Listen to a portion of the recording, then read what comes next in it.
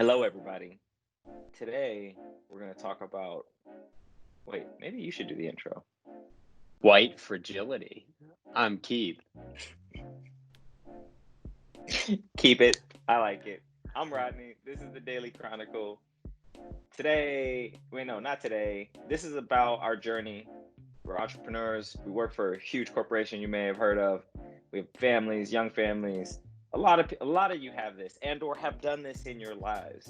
We're not special. We're not unicorns, but we're going through it right now. We've decided to document it mainly for our daughters, and also so we can look back and learn from it. We want to build a community with you. If you've done this, if you teach us. We want to hear from you. If you're doing it, we want to hear from you. If you don't care about it, we want to hear from you. We love you too. Today we're going to talk about, as Keith so aptly put, white fragility. Yeah. What is white fragility, Keith? So first, let's talk about it. I don't know. Is there a definition of it? Maybe you want to look that up. But sure. In concept, it is the sensitivity to racial matters that I have it. Here, I'll read it since I'm also looking at your screen. Discomfort and defensiveness on the part of a white person when confronted by information about racial inequality and injustice. I have no idea where that came from. Oxford Dictionary. Even better, valid source. And here's the thing about it. I've been thinking a lot about it as it relates to the conversation that's going on. And I want to, since we're in this forum, I want to talk about it specifically to the lack of your video, specifically to these conversations that are happening in the company and corporate space, right? Like in tech, where we live and where a lot of people who probably follow us have lived, it is a predominantly white population, right? And I think there are many folks who absolutely are listening and hearing these stories. But I think at the same time, there is a resistance by many, and even those who are listening, to truly accept the reality that this is what it is. Like, this is the Black experience in America. And you may have some Candace Owens out there who say it's fake, but they're not. They can't be your token. You got to listen to everybody. And ultimately, it doesn't mean you owned slaves. It doesn't mean you screwed up a hiring practice. Maybe it does. But at the end of the day, it's about self-awareness and understanding your role and fixing it and making it better so there is equity in the world, especially in our company spaces. How have you experienced it, like in your own personal, like as through the years as we've talked about race, how has it come up for you? It's definitely come up for me, and it's a weird shame when I think about it. Mm-hmm. It comes up for me when someone thinks I'm being fragile, right?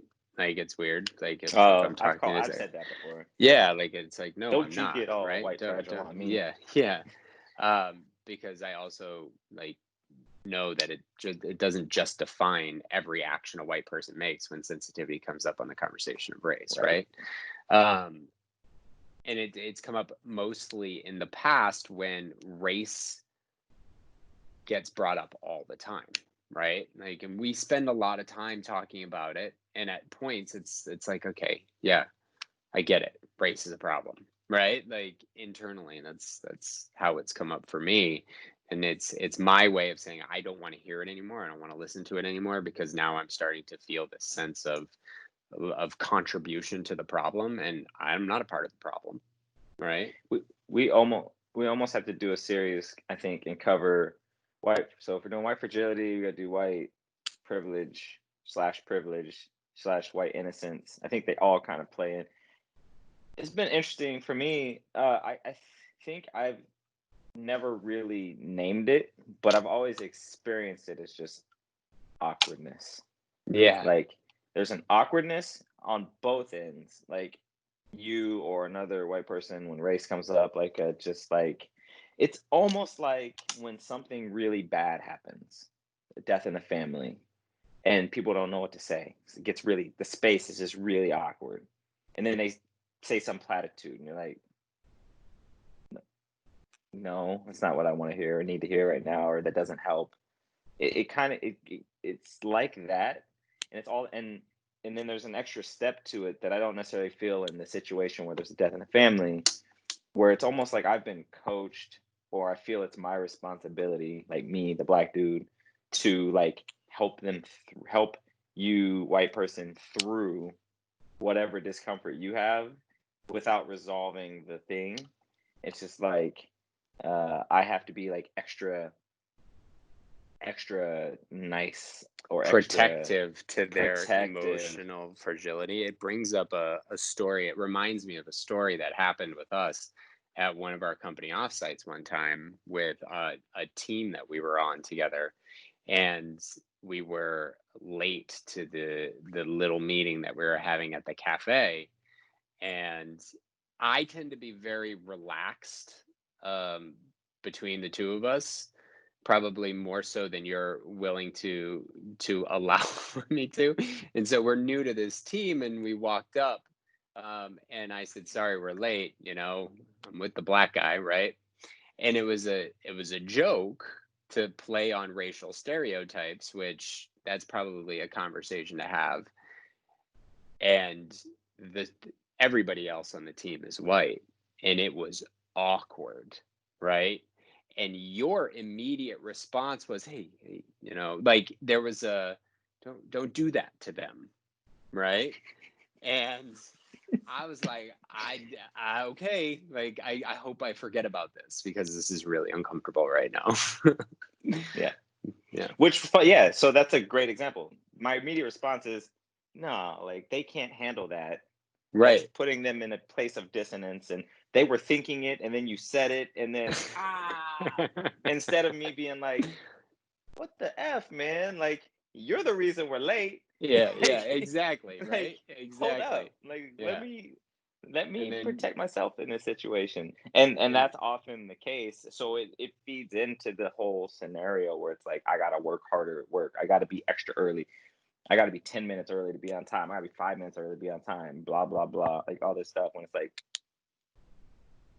we're not having the actual conversation. So right. And we're not, and that that's I think the ultimate point, right? In that moment, there is an opportunity to for someone to say, well, that's not my experience, right? Like, what do you mean? Oh, you know, me, I'm just making a joke. He's my best friend. Like, I know you guys don't know us that well. And oh, and then we have a moment of open, honest, clarity conversation versus a group of white people being confronted by the joke of a racial stereotype and not knowing what to do with it in front of a black person, right? Like, because mhm. if I did that and you weren't there might have been some awkwardness, but it wouldn't have been like it was in that moment, Yeah, well, there right? might even have been some conversation. Yeah. Yeah. Right. Yeah, absolutely. But Well, it's like, oh wait, and you know he's that standing right next to you, right? that goes into so that kind of goes into a conversation of like people speaking up, like in rooms when something happens, and it like not necessarily speaking on my behalf, but like speaking on their own behalf, like, hey, man, I'm not That bothered comfortable me. with that, Like, I'm or not comfortable with that are you, joke or or just whatever. a simple, are you joking? You're Right. joking, like. Right. Yes, Just I am. clarify. $100%. I just But wanted no, to I make appreciate your clarification. right, Yeah. right. Yeah. Because like I think the overcorrection I've seen some people do is, hey, he doesn't like that. I'm like, hey, I'm right here. I can speak for myself. Now, Hmm. granted, I may not have spoke for myself, and there are people who do want other people to speak for them because they don't feel comfortable in those situations. But I think that's got to be, and this is a whole nother conversation. But like, there should be some conversation about that before you speak up and on somebody else's behalf or potentially over talking them. And But that goes into the nuances of allyship and other things. But yeah. yeah, I think we've rambled quite a bit in this and had an interesting discussion. It was far less uncomfortable than I thought it was going to be. I thought it Yeah, was going to be so super yeah, uncomfortable. telling people I told a racial joke, like that's white fragility for me right now, right? Like I You feel like, feeling a oh, little what's crumbly? the response gonna be? Like, oh, I told a racial joke about my best friend who was standing right next to me, and like, should I be not doing that, right? And now this to me is part of that versus just having a conversation about it. Yeah, and I got to think about how I would respond to it like right now. And this, like, we did it. If that happened right now, what would I Uh-huh. do? And my response actually might be the same. It would just be more genuine. Then I think it was 50-50 And then I or have to 50. ask the question, would I have said that same joke if it's a new team and there was at least one other black guy on the team and I didn't know them yet? Oh, like if they were sitting at the table. Mm-hmm. Mm.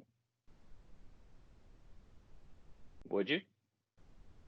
I don't know. Or you want to leave that as a thing I for want to people to leave think that. about? Yeah. Yeah. We're going to talk about. So the question is, I'm not going to ask people to share their stereotypical jokes. That's a bit much. How about, how do you understand white fragility, or how are you coming to understand? Are you thinking about it? How are you wrestling with it? Again, this is a safe space. Granted, if you put it in the comments, it's a public space, but you can always hit us up too. Yeah. On the one-on-one. We're all about one-on-one dialogue. Appreciate you.